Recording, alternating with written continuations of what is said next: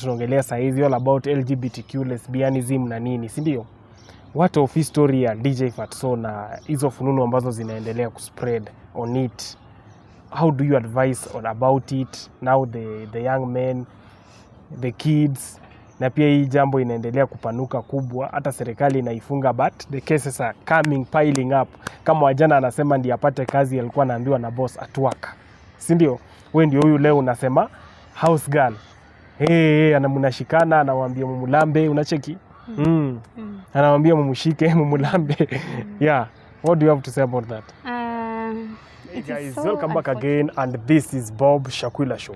Here we bring you live stories za kuhamasisha na pia za kuelimisha jamii. Stories ambazo zinasaidia sana. Watu wengi sana wamesaidika na show. Even yesterday we received a call, mmoja wetu ameweza kupata ile haki aliyokuwa akitafuta. Story itakuja hapa na itakuja, tutaenda kumtembelea, follow up, tujue after show what happens next. Watu wanasaidika kweli? Wale walishasaidika walikuja, na kama bado hujatizama, go press Bob Shakwila Show hapo chini, my profile picture, check on our videos, check on our stories. Tamu sana na pia za kupendeza na za kufurahisha moyo, na pia zinafanya nini, zinaleta suluhisho kwa shida za Wakenya. So guys, today we are going to have a topic here to discuss with my guest, ambaye ni rafiki. Amekuwa rafiki kwa kujoin tu WhatsApp group, kwa kupiga simu na pia kwa kutext. Anauliza, Bob, hello, niko na shida fulani, na namwambia okay, tukutane hivi na hivi. Then uambie Wakenya story yako, uambie Wakenya kisa chako. Wengine wataelimika, wengine watafunguka macho, na pia itafungua jamii nini? Jamii macho. Karibu sana. Thank you so much.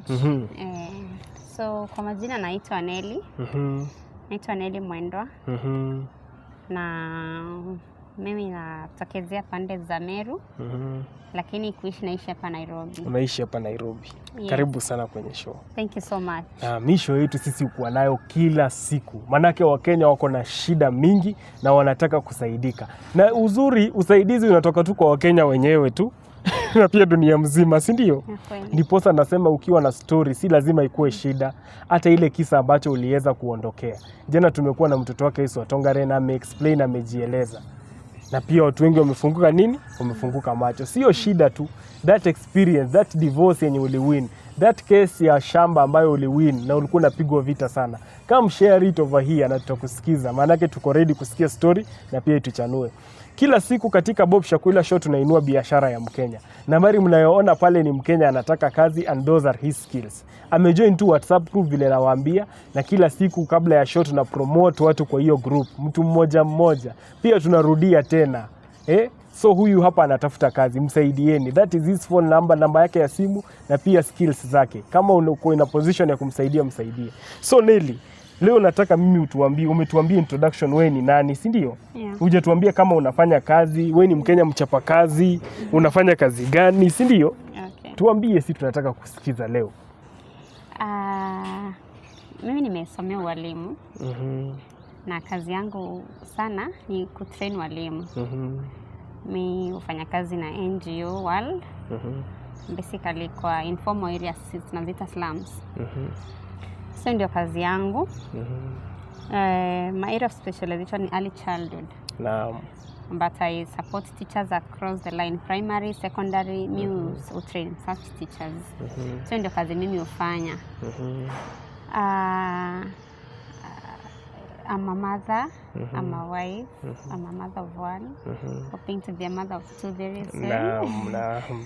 Yes, so nimekuwa nikifuatilia hizi shows, na kuna hii topic yenye imekuwa recently ya LGBT. And we asking ourselves, hii kitu saizi ndio imekuwa ama imekuwa mpaka zamani? And so kuna story mimi nilifeel it's important I want to share, kwa sababu watu wengi wamepitia probably na hawajajua ni it is such kind of an experience. Nikiangalia back those many years, kuna vitu ambazo tulipitia tukiwa watoto. But we didn't know that ni vitu ambazo zimekuja kujionyesha saizi na kuja kwa media. So I think some of these things zimekuwa zikifanyika, lakini hazijamulikwa.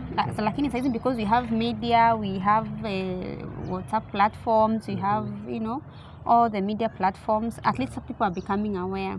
Now. Na vile issue ya the common DJ mwenye huyu kijana amekufa juzi. DJ Fatxo na Jeff. Yes. Yes. I think imefungua sana watu wengi macho. And especially for me, I'm here to talk now about this other gender, which is a female. Now the L in LGBTQ, yes. The lesbianism. Yes, that is what I'm here to talk about.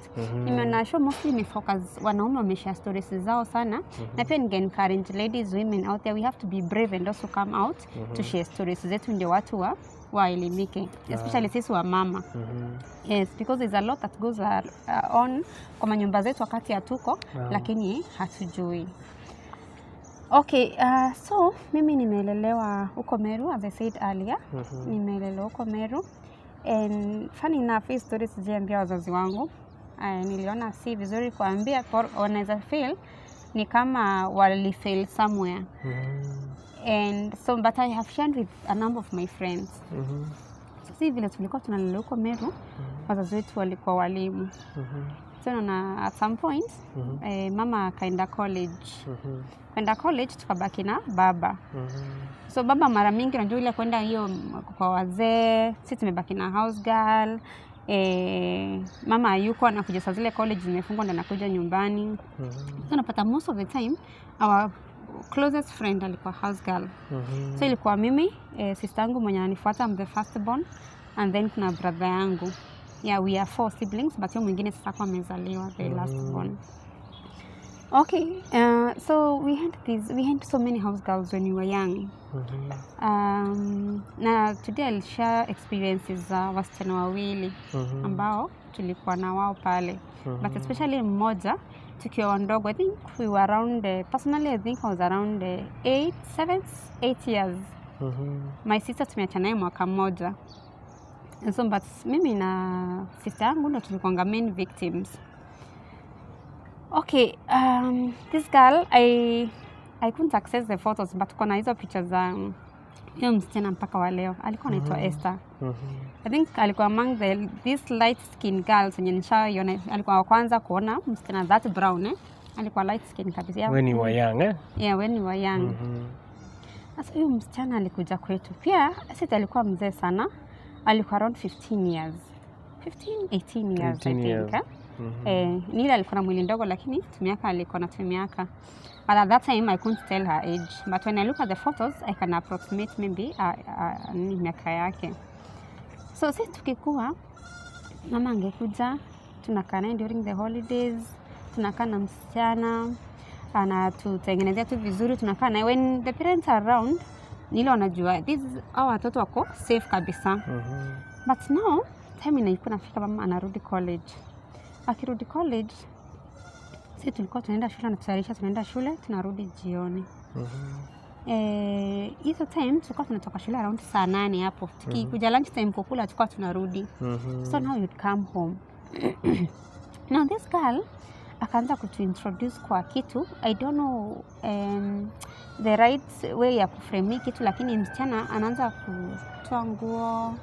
Kwanza anakuwa so friendly.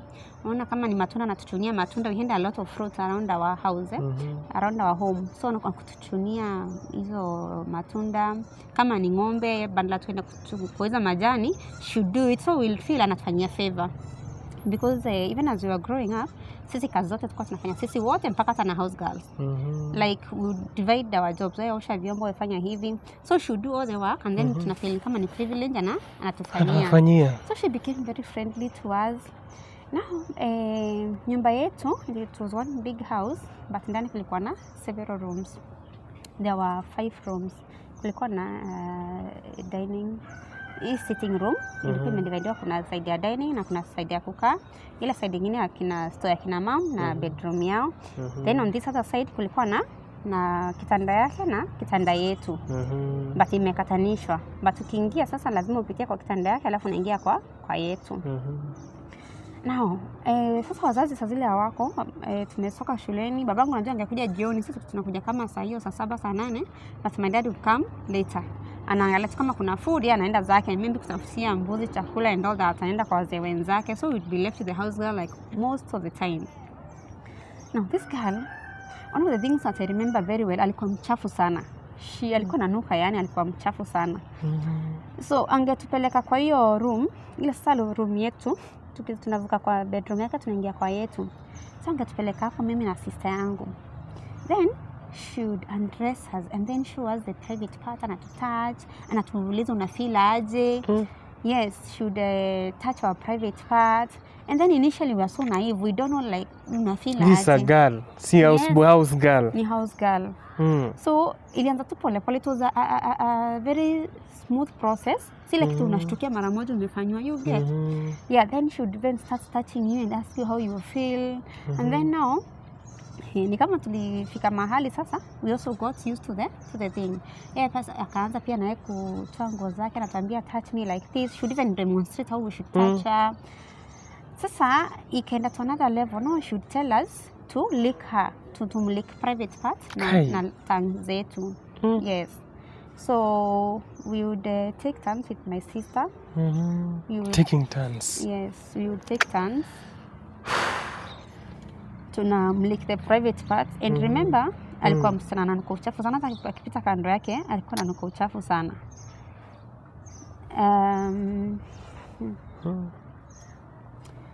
So it was when I remember it, it's such a nasty experience. I wouldn't wish someone went through that. Oh.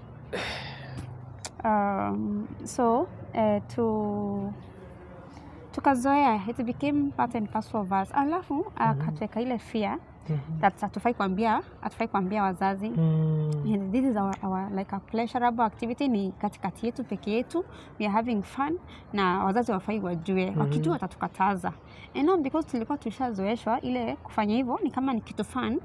Ni kama vile for example wazazi wangetupata tunacheza hapo nje, tunacheza hizo makati na tujapika. You know, so tungeona wakikuja tunakimbia tunaanza kufanya zile kazi tutafanya. So we thought this is another nice activity, but the parents will not be happy kutuona tukifanya. So sisi tukaficha for quite a long time. In fact, I remember she was one of the favorite house girls were my parents. I remember even we took a lot of photos. Hata tukiwa na Christmas, tukiwa na mbuzi yako wanaenda nyumbani, tunachinja mbuzi, tunakula sisi wote. But now when the parents around, hiyo kitu ingefanyika. When they leave, ndio tungebaki hapo, we go back and she would call us. Angeingia tu atarisha kitanda alafu anatuita. Akituita, either mmoja anabaki nje akiangalia dad, akimaliza mwingine anakuja, and we would spend most of the time kumplesha. So but now what was most disgusting now we also got interested in that activity. Na sasa time inafika tena mwenyewe unamwambia, unamkumbusha like this and this. So you should touch our private parts, and you know atupo tunajua that it is wrong. We find fun in it. Sasa tukimaliza anatuona na anatuambia msifanye hivi. That went on for a long time. And haikujulikana. Na tulikaa na huyo msichana kwetu hadi kafika mahali penye alikuwa anaolewa ndiye alitoka kwetu. So you can imagine hiyo kitu iliendelea kwa muda gani, kwa miaka gani. Basi sasa hivi ilifika mahali sasa yeye mwenyewe akaacha sasa kutufanya hivyo. Siko kwa sisi ndio tunamlamba. It became so normal, but when I remember even the way she would undress, the way kulikuwa kuchafu kwa it's so disgusting.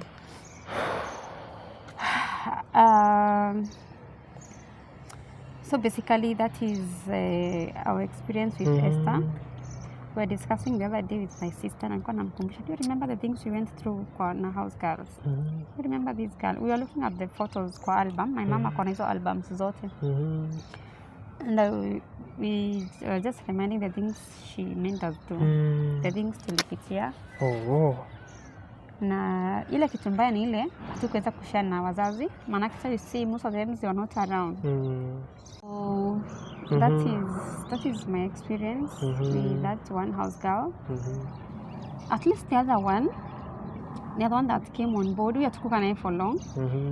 But after most of our house girls by the way walikuwa nakaa na sisi mpaka unapata mtu ameolewa. Unajua huko ushago kwetu si mtu ataolewa akiwa very old, they will get ile mtu ameanza kufika hiyo nini adolescence kidogo, awazi wa mirana wao akiona kama msichana kama mrembo kamewekwa vizuri. Unajua familia walimu at that time ile familia zilikuwa na pesa.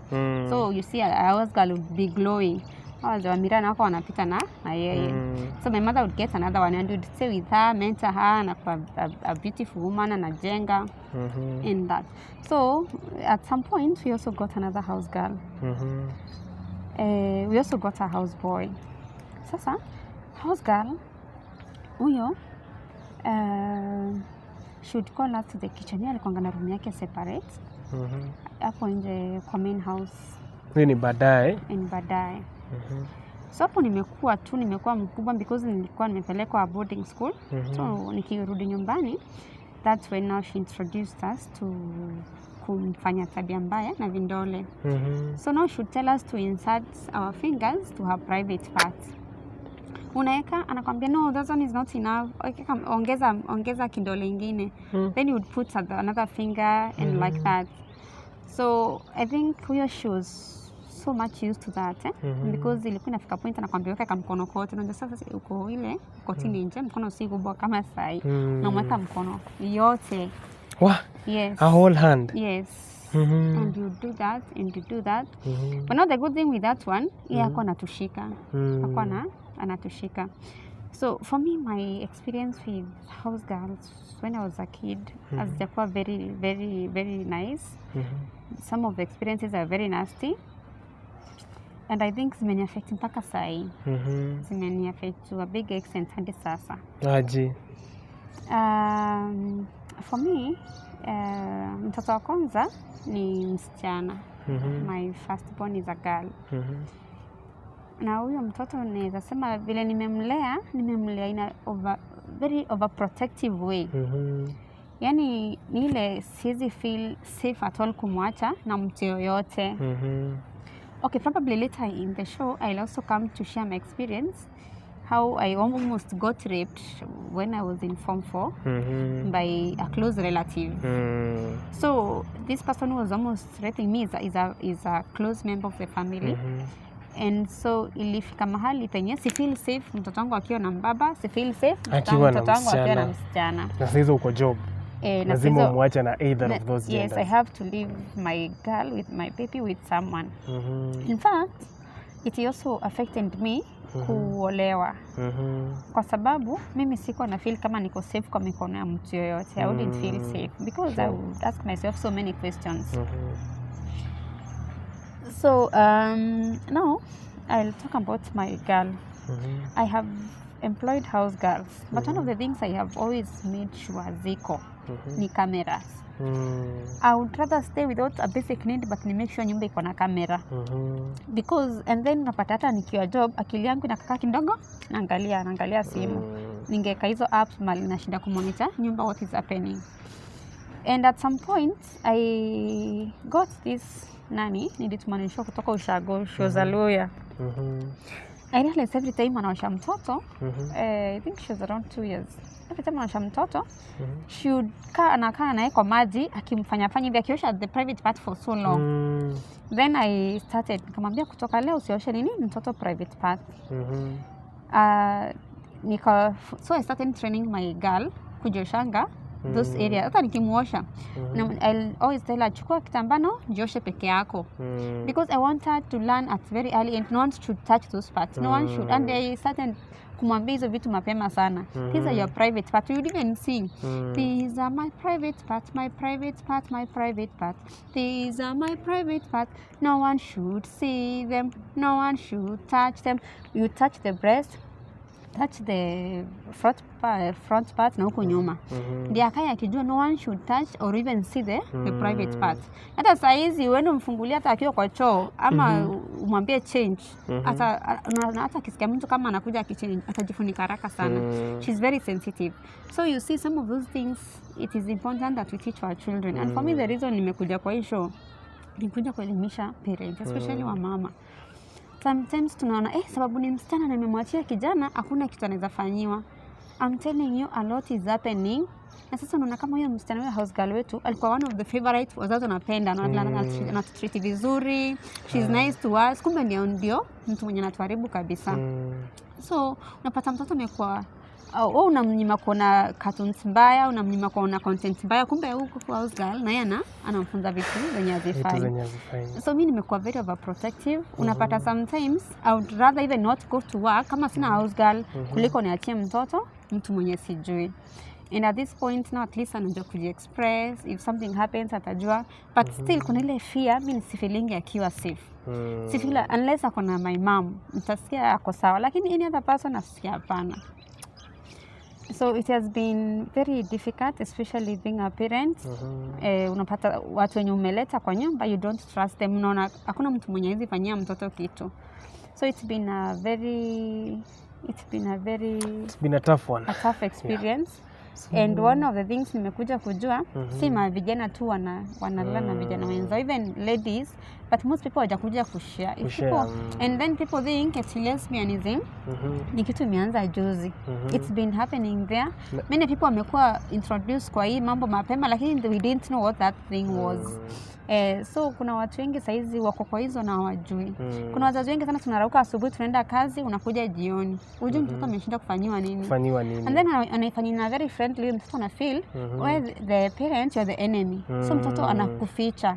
So I think ni vizuri tukue friendly na watoto wetu, tuambie kila kitu, tusiane eti alafu pia content yetu tunawatch na watoto saizi pia tukue careful. Because unapata tunaorient kwa hizi vitu so early in life. Yeah, sure. Yeah. So that is it, si ndio? Yes. Pole sana kwa the scene yenye umepitia na niko sure una heal. That's why umekuja kueducate, kuelimisha pia mama pale nyumbani.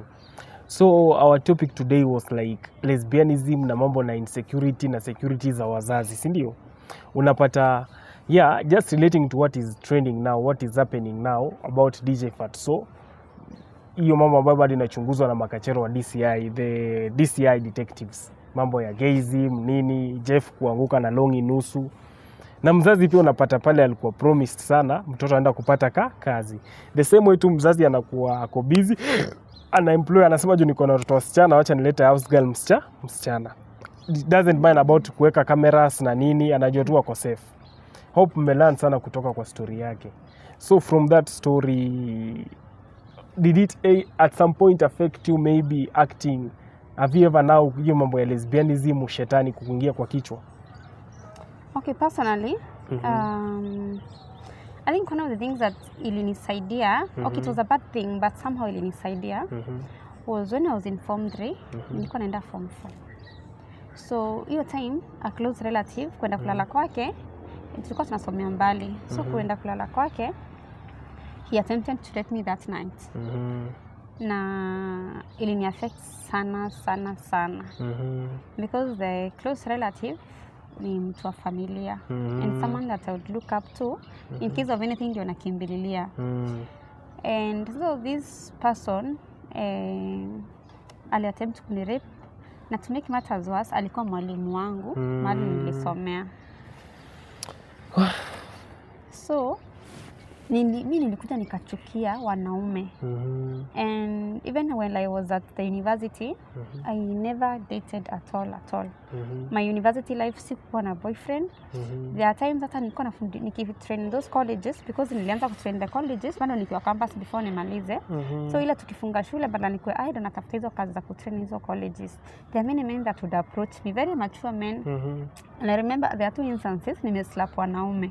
Because kuna ile pain ya, if this close person anataka kunifanyia hivi, what about someone mwenye tuko related? Na ikani affect mpaka hata nikikuja nyumbani I couldn't stay in the same room with my father. Na kama ule angetaka kunifanyia hivi na si hata ni mwanaume kama yeye tu. So nika feel so insecure, nika feel a lot of bitterness towards the world, and it took a lot of time for me to come to date. Mimi nilikuja kwanza relationship nikiwa campus. In fact kama naenda ku graduate hiyo December before ni graduate. Yeah, sure. So endelea tu. Yeah, so imeni affect such that first of all sikuingia kwa relationship like my other friends, my other classmates. But at the same time sana nikiwa mzazi, ona kama mimi sana nikiwa sina Housegirl, afadhali hata nisiende job. Kuna jobs mbili nimehave ku resign because sikukuwa na house girl. Na job because na demand I travel to Mombasa, sometimes you have to travel to Turkana. So because of that traveling it means wachia mtoto. Yeah, so me I felt that afadhali job ikae, the little savings tuko nazo tuzikule. So imeni affect napata sasa job, si kila time utaenda job. Una feel all the time sasa unashinda tanga tu kwa cameras. Unapata all the time unatumia tu kuangalia kwa camera what is happening in the house, mtoto wako wapi. All the time na make sure kuna simu kwa nyumba ndio hata ukiwa mbali you're always making calls, kujulia mtoto hali and all that. So mpaka unapata mtu mwenye ako around wewe ana feel kwani mama Pendo ni trust ama ni nini, si kila wakati ni masimu and all that. Yeah, but it's because of what I went through. Me si feel safe mtoto wangu, especially like now that ni msichana akiwa safe around anyone. Yeah. So you umesema when you are trying, I'm trying to link these two things here. Now your uncle, you again turning down on relationships, slapping men. Na huku kwingine at first when you are having this secret affair with the house girl, you and your sister, you said earlier that kulikuwa na some pleasure in it. So inaweza kuwa now you developed pleasure in it in that ukachukia wanaume sasa ukapenda wasichana. Okay, what happened? Mimi siku develop pleasure in it. Siku develop pleasure in my same gender. Sasa after nimemaliza campus, nilikuja nikakatiwa na kijana mmoja. Sasa vile nilikatiwa sasa, I knew, we were brought up in a Christian, because after mama yangu kumaliza college, sasa alikuja kukaa na sisi. They should talk to us, sing to us, kutufundisha mambo za Bible stories and all that. So nile we grew up kwa church, tukijua these are right, these are wrong things. So at no point did I ever develop interest kwa same gender. If anything, niliogopa zaidi. Nikaona kumbe they're not safe. Hata kama ni msichana ni hayuko safe. Because mimi nilikuwa kwanza hesitant. Even after I gave birth, nilikaa for a very long time. Hata nili give birth through CS. But sikutafuta msichana immediately. I was so hesitant. Paka nikaanza sasa kuumia. Ndio nikaana for the sake of my own health, I have to look for someone kukaa na yeye. So kitu ilinisaidia ni kwamba that fear ilifanya kwanza nikawachukia zaidi na pia nikafeel they are not safe at all. And on the other hand pia nikakuwa I got a baby nikiwa nimekaka kidogo, not like my other colleagues walikuja wakazaa mapema. Mimi nilikaa kidogo kabla nipate mtoto. Because hiyo unaogopa sasa ukipata mtoto utachia na nani, and uko kwa kazi and something like that. Yeah, so I get it. So that is your story. Na mtu ako pale nyumbani, kuna mzazi ambaye pia maybe ako na insecurities na house girl, tunamwambia it's true, it's happening. Wewe mwenyewe jikakamue, jua utatumia mbinu gani kuhakikisha you are monitoring your kids na house girls ama house boys. So asante sana kwa kuja kwa show yetu, si ndio? Na pengine tukimalizia haya mambo ambayo tunaongelea saa hizi all about LGBTQ, lesbianism na nini, si ndio? What of history ya DJ Fatxo na hizo fununu ambazo zinaendelea kuspread on it? How do you advise about it now, the young men, the kids? Na pia hii jambo inaendelea kupanuka kubwa, hata serikali inaifunga, but the cases are piling up. Kama wajana anasema ndiye apate kazi alikuwa anaambiwa na boss at work, si ndio? Wewe ndio huyu leo unasema house girl, anamnashikana, anawaambia mumulambe, unacheki? Anawaambia mumushike, mumulambe. Yeah, what do you have to say about that? It is so unfortunate that manisi tumefika kama Waafrika na tena kama Wakristo, vitu kama hizo zinafanyika. If our great grandparents wangefufuka saa hizo wana vitu zinaendelea, they'd be so shocked and very disappointed. I think we need to have a government and even the religious leaders watu wa condemn hizi vitu. Si kufanya chini ya maji ni kama tunaogopa sijui tutanyimwa pesa na sponsors, sijui tutakatizwa misaada. I think we need people to come out and and condemn these things. Freedom to what? Those are nonsense according to me. Because tunaribu watoto wetu, our generations to come, tunaziharibu. Tunaambia it's okay to feel feelings for your fellow woman. That is nonsense. Me, I don't support that. And I feel that even the kitu ya hiyo DJ and the young man, Jeff, inafaa ichukuliwe hatua ndio kwa lesson to other people that are doing these things. Ichukuliwe hatua na sasa kitu inafitwa chini. Even leaders should be out condemning and si kwenda kusujui kupika makelele, sujui kuhusu political parties, sujui what. These are things we need to condemn. These are the vitu zenye zinarun familia zetu because family is the foundation ya kila kitu. So we need to condemn them at the family level. And me hata nikienda those trainings, like there's a case nilikuwa nayo in one of the areas that I have worked in Korogosho. And kulikuwa na so many ladies walikuwa ni kama wame-form cartel, they know each other. So unapata class 8, class 7 and unapata wako na mili kubwa sana. So it's like washa form hizo ni relationship. This is my it's like my man in quotes. Ni wasichana but kuna ni malesbian. Na wako primary level. Wow. So honestly I went there, I talked to them. Of course at some point I was so bitter, but I had to talk to a friend of mine, a counselor, akakuja kwa shule. We had to work with those girls. And we also trying to involve the parents. Napata wazazi vitu zinafanyika lakini hawajui. I think as parents pia tumekuwa too busy, we don't know what is happening with our children. Para mtoto aende shule akuje jioni, alafu unapata shule wanafaa kutoka certain time. Mtu anafika kwa nyumba 7 ama 8. Mzazi doesn't care. Mzazi hata angalii. And we just assume that relationship za watoto ni msichana na kijana. But in real sense, vitu zimeenda that way siku hizi. Yeah. So what they'll do, what I've come to realize is what is happening. Wanakuwa na hizo relationship na like Charlie anapata kadem just to cover up. But in real sense unapata relationship zake chini ni Charlie mwenzake. So they look for someone to cover up, kutembea naye kwa barabara, but in real sense kuna mtu kuna yeah. So it is so unfortunate that hizo vitu zinafanyika. Lakini me I would blame a big extent wazazi. Mimi naweza sema tuko keen, tumekuwa tunatafuta pesa, tumesahau watoto wetu. Na unajua the minute wamekuwa oriented to these things, kuacha ni ngumu sana. It is a very big habit, very difficult kuacha. Yeah, because napata kama sisi tulikuwa fia tukiwa watoto. We never told our parents. Mpaka saizi mimi ni mama, mimi niko na mtoto lakini my parents hawajui. Kuna fia yenye tulikuja tukawekwa. But now I'm enlightened, a working woman mwenye najua natoka kwa nyumba na acha mtoto wangu kwa mikono zenye sijui ziko aje. So we have to take steps to do either what do we do to protect our children. Kama ni mzazi unaweza frequent hata ukitoka job ama ukienda job, sometimes kuja unannounced, unakuja kwa nyumba unajua nini inafanyika. Kamera siku hizi zimeteremka, kuna za 2000, kuna hizi mabulb na ni uzuri, kuna hizi apps unaweza kwa sehemu ukiwa mbali unaweza monitor kitu kinafanyika. The IP cameras unaweza hidden, unaweka tu inakurekodi, ukija unatoa memory card unaweka kama kwa simu unaangalia. So watu wasema sijui cameras ni expensive, zinasaidia mtoto wako for future. So we can invest in these things, tuziweke kwa nyumba. Kuna hizi nini, alafu pia tulanikuongea na watoto wetu ndio wa open up.